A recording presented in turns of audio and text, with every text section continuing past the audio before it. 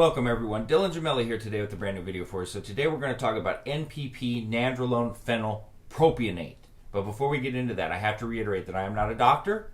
These videos are for your entertainment purposes only. I'm not insinuating, advising, nor condoning you to use any of the things that I discuss, and anything that you take from this video and information you get and how you use it is completely and utterly up to you. So, NPP. Well, the first thing we know is that it's the short estered form of decadurabolin or nandrolone decanate, whatever you want to call it, however you want to say it. It's the same thing. So, it has a small ester base, and it's known as NPP for short. Now, it's never achieved the same popularity as Deca has, and there's a few reasons why. Primarily because the decanate formula before was easier to buy. Now it's really... you can get whatever you want out of UGL, but these days, since it's being produced more often, there are far more people that use it than they did, back in the 80s, 90s, etc. Now, it's made in underground labs because it's not legal in America and many other parts of the world, so it's not as easy to find as Deca, but it's certainly a lot easier than it's ever been. A lot of people like to use it because they don't have to run it as long as Deca. And, people prefer shorter cycles and things of that nature. So, basically NPP offers, a lot of performance-enhancing benefits, therapeutic benefits. Now, aside from testosterone, the hormone known as nandrolone is the anabolic steroid, which is most prescribed by doctors. Now, the decanate formula is the commonly prescribed form because NPP is just not prescribed at all because it's not legal. Now, people who use nandrolone tolerate it very well. This isn't to say that there is no risk of side effects. It's an anabolic steroid, and I've done the video on Deca, so we do know there is side effects, which I'm going to get to in this video. Now, let's talk about some properties of NPP. All right, first, let's look at the trait and functions of it. In terms of its scientific structure, it's an androgenic steroid of the 19-nortestosterone type. So when the 19 NOR classification applies, it basically means that a testosterone hormone structural change has actually taken place here in the 19th position. So the change is that the actual hormone's carbon atom has been eliminated in position number 19. So when this change is made to testosterone, then nandrolone is created. So when a short ester called phenylpropionate is then added to the change formula, nandrolone phenylpropionate, or NPP, is then created. Now, in terms of how it functions, it's just the same as nandrolone decanate. Each one is made from the same hormone as the other, but with NPP, the half-life is a lot shorter and the burst of nandrolone is a lot bigger post-injection.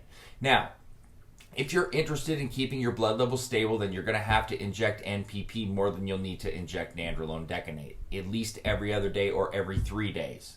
Now, in terms of how NPP is going to compare to testosterone, it's more anabolic but not by much. So to put it in perspective, testosterone has a 100 rating, right? And NPP is going to have a 125. So it's not like a crazy significant difference, but there is a difference there.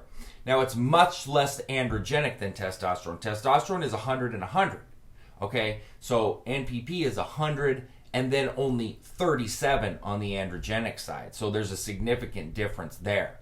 Now, decreased androgenic properties are because nandrolone reduces to DHN instead of reducing to DHT. So for this reason, NPP is easier for men to actually tolerate in high doses versus testosterone.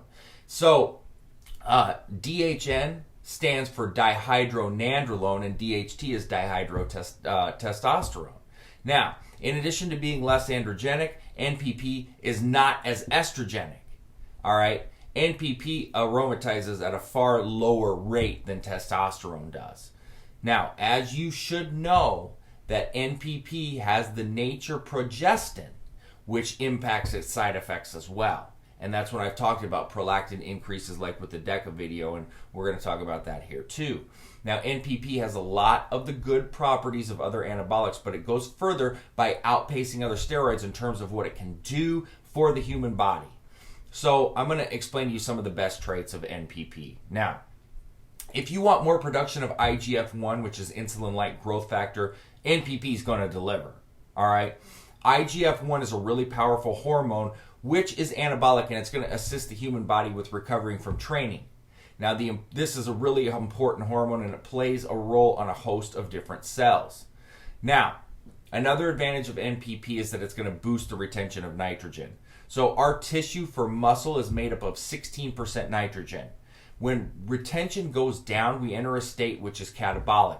The more we keep, the more anabolic our bodies are. Now, NPP is also going to increase the synthesis of protein. All right, so protein synthesis is the pace at which cells will actually build proteins. Now, proteins are muscle tissue building blocks. So NPP is also going to boost our counts of red blood cells. Now, these cells deliver oxygen to our bloodstream. So when red blood cell production rises, our muscular endurance increases, and we then recover with a lot more ease than ever before. Another positive aspect of NPP is that it's going to boost the synthesis of collagen and the content of bone minerals. So if you want stronger cartilage and bones, as well as the capacity to recover from problems with bones and cartilage, then this anabolic steroid is going to be helpful. All right. Now, also in particular, the enhanced collagen production and bone mineral production triggered by NPP is actually going to make good joint health a lot easier to achieve.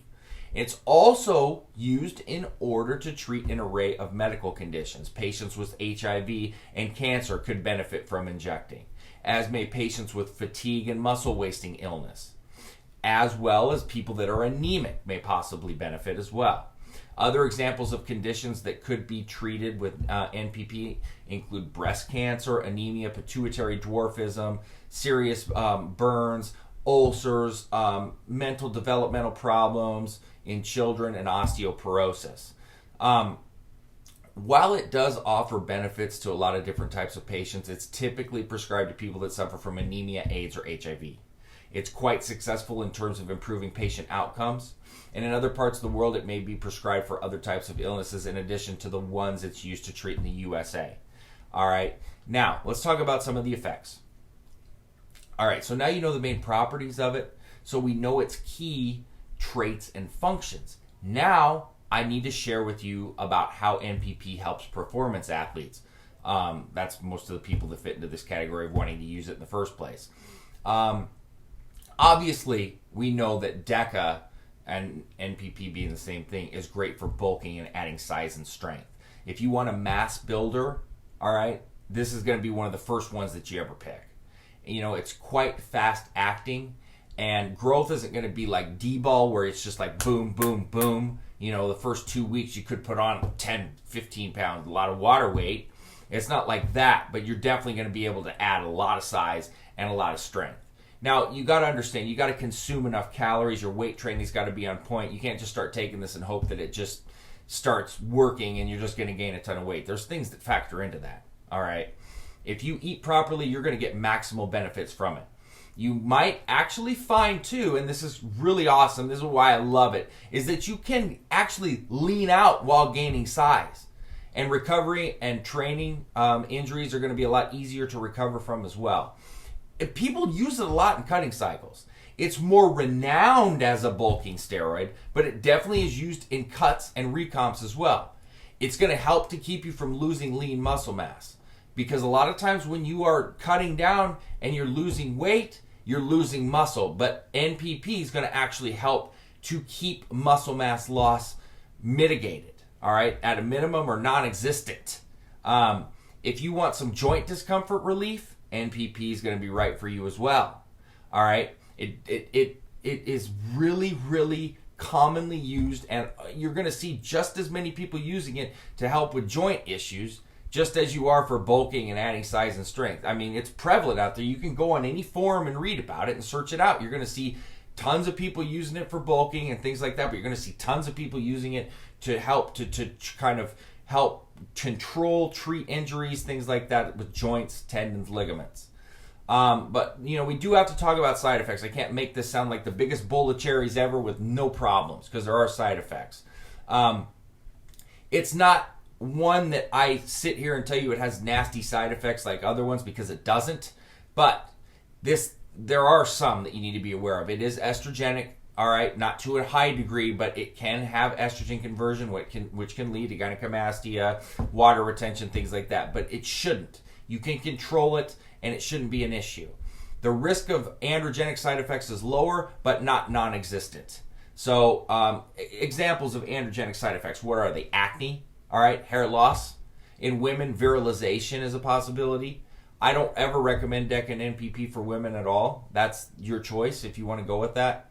The chances, though, for a woman when they stop using NPP or DECA to reverse virilization are good. But if you persist in using it, then the issue's likely not going to be reversed. It may negatively impact cholesterol levels, may or may not. It's definitely suppressive, and there can definitely be an increase in prolactin, and that's why a lot of people will opt to go for Dostinex or Caber or Promi when they're using it. Now, if you're running, I always tell people, if you're running an extremely low dose, 250, 300 milligrams, vitamin B6 should be plenty to control prolactin. But this is why you get blood work pre, mid, and post cycle, so you can see how your body's responding, because just because mine or someone else responds a certain way does not mean that yours will. All right, all I can give you are general numbers, but everybody's different. Now, let's talk about dosing. I always tell people there's never any need to go over 400 milligrams of DECA, so the same holds true for NPP. All right, and once again, as I was saying, every other day or every 3 days with NPP, being it's a short ester. Just keep the dosage under control. If you abuse this, it will abuse you. If you don't abuse it, you're going to love it. You just have to respect these compounds. I've also talked about testosterone to DECA and nandrolone and tren ratios. Everybody's different. I always tell people, if you're at a loss or you don't know what to do, just run them equal. One thing that's prevalent is you're going to have a million different answers from a million different people. What I find more often than not is that people that run test too high and DECA too low often have a lot of unwanted side effects. But then there are people that say when they run DECA too high, they have terrible like libido issues and other mental blocks and fogginess and even night sweats. These are not common. This is just what you see. So that's why we say keep them close. They don't have to be identically equal, and you can try different things, but this is kind of one of those trial and error things for each individual and see how you react. So that is NPP, nandrolone phenylpropionate. Highly requested video. Wanted to get all that information out there to you. So that being said, www.icearms.com/forums. I'm also on the Evolutionary Forum as well as the Elite Fitness Forum. Dylan@icearms.com is where I take all questions and comments, and please don't forget to subscribe to the channel. That being said, stay tuned for plenty more to come. Dylan Gemelli, signing off.